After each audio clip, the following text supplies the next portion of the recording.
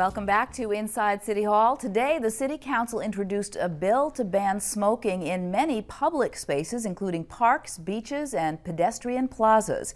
At a press conference yesterday, Mayor Bloomberg contended that there is strong public support for this measure. But should the city prohibit people from smoking in the open air? Here now to debate this controversial issue are supporters of the proposed ban, Manhattan City Councilwoman Gale Brewer and the city's health commissioner, Dr. Thomas Farley. And on the other side are David Schwartz, a lawyer and lobbyist for tobacco retailers, and Queens City Councilman Ulrich. And I want to thank you all for being here tonight. Gale, I want to start with you because this bill is your bill. What was the genesis of this proposal? For me, it's health, better health. I think as a city, we need to be promoting it. As I'm sure Dr. Farley will tell you, more people die from smoke-related illnesses than from drugs and HIV and suicide combined in the city of New York. Number two, the issue is we carry, and I'm sure the doctor will give us more information, toxic chemicals, believe it or not, from secondary smoke. The third issue is that we are, unfortunately, when we go to the beach, even when we enter the subway that is en route to a park or through a park, you do see an awful lot of cigarette butts. It's a litter issue. And I have to say, I am not a zealot on this topic, but I do believe that if we have less smoking, then we will have a healthier city. I'm not interested in revenue. I'm not interested in giving people fines or issuing violations. I really do care about people's health. The city already has fairly draconian anti-smoking measures already put into place by Mayor Bloomberg. Why tell people they can't smoke outdoors? Well, I don't know if they're still draconian. Don't forget, even Ireland, a great country, decided to ban smoking indoors. So we were the leader on the indoor smoke. I remember that fight. I think that people think, but it's a myth, that outdoors the smoke filters away. It doesn't. You're sitting next to on a park bench. The smoke comes your way. It is a health issue. All right, but I want to get to you guys in a second, but let's just get a fact check on that from Dr. Farley. We know about secondhand smoke. There have been many studies done, but is secondhand smoke indeed a health hazard if you're out in Central Park and someone is smoking 50 yards away? Secondhand smoke is absolutely a health problem. At the national level, it's estimated that maybe 50,000 people each year die from exposure to secondhand smoke. There's increasing evidence over the last few years that even exposure outdoors can be a significant health risk. We know that if you're within just a few feet of a smoker outdoors, you can be exposed to the same levels you would be exposed to indoors.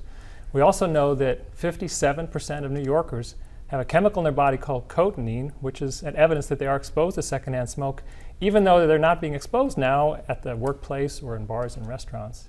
Now, I'm just curious, because you say there's increasing evidence, but I mean, how could you conduct any kind of solid study on something like this? You know, when a person is smoking outdoors or on a beach or in a park, and then test the health of the person nearby. I mean, it seems to me that it would be very difficult to gather solid evidence.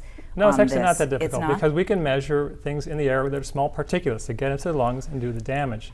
And you can measure those indoors when people are smoking. You can measure those outdoors when people are not smoking and outdoors next to smokers. And by measuring these small particles, we know that if you're within about 3 feet of a smoker, you absolutely can have levels of exposure that you would get indoors. And again, we also have evidence that people are exposed to secondhand smoke, even though for the most part, people are not being exposed indoors. But how do you separate the particulate from cigarette smoke from the particulate that just is in the air of New York City? I mean, the air here is full of all kinds of stuff. But you can measure those particles in the air when you're not around smokers and when you are around smokers. And there's a small amount when you're not around smokers from car exhaust and other sources, but it's much, much higher when you're around a smoker. All right, well, let's hop on over to the other side. You've been doing a lot of head shaking, David. Clearly, this is not good for the tobacco industry, but you guys have taken a lot on the chin from the city of New York in terms of the indoor smoking ban, and you've gone with it. Is this just the last straw for you? This is not a health issue at all. This is government at its worst. This is an attack on small business in this state. We're seeing it over and over again. There are no health issues. There are no studies that have been done in a park that show that people are affected by secondhand smoke in a park. The air moves. The air moves. No one is leaving their apartments in New York City coughing hysterically because there's secondhand smoke in the air. Come on. I mean, the other pollutants in the air, the cars, everything else that happens in this city is much worse than any kind of secondhand smoke. This is an attack on personal freedom. It's an attack on smokers. It's an attack on small business. And you mentioned you're not concerned about the revenue. I understand you're not concerned about the revenue because we're losing $2 billion a year due to untaxed cigarettes in this state. It is abominable what's going on. There are more people smoking because we've raised the taxes so high that people are getting it on the black market. This is just another example. They have a pipeline of ideas here. This is scary what's going on. There's a pipeline of ideas attacking small businesses and attacking smokers. And it's not going to stop here. It's going to go on and on and on. We've seen it. Flavored tobacco, now they're banning. You know, it's just ridiculous, the ideas that have come up.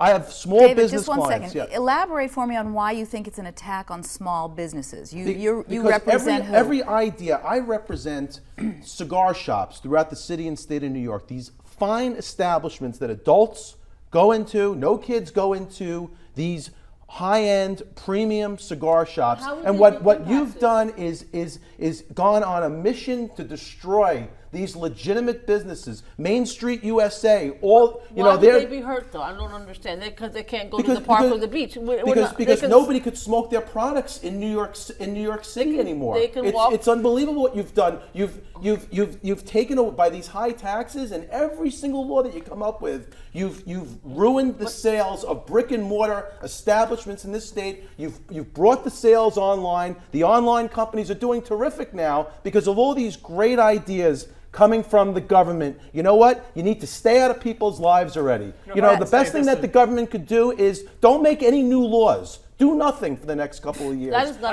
because you know what? We'll be a lot better off if you just make no more laws. These are the same sort of arguments we heard when we first suggested we have smoke-free bars and restaurants. That the idea was going to kill businesses. It was going to kill bars and restaurants. Well, you know what would happen after we made smoke-free bars and restaurants? Sales went up.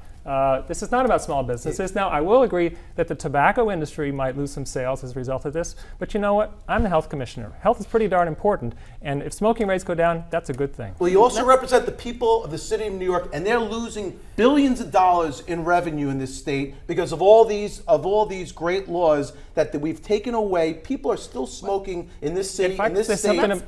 Okay. Go ahead. One I'm sorry. more thing. We want to let the councilman get his word in, but you're not representing a small business. You're representing the people of New York. I represent my constituents, and I represent all the people in New York, just as my colleague Councilwoman Brewer does. Your district is? My district is Rockaway Beach, and we have a boardwalk, we have parks, we have playgrounds. I also have Howard Beach Ozone Park. Despite the mayor's contention that this has public support, would you say there is not public support for this? I don't see the support in my district, and even though I happen to consider myself a friend of the mayor's, I think he's dead wrong on this issue. I understand the health concerns that are associated with the bill, and that's being put forth by the health commissioner and the proponents who are backing this.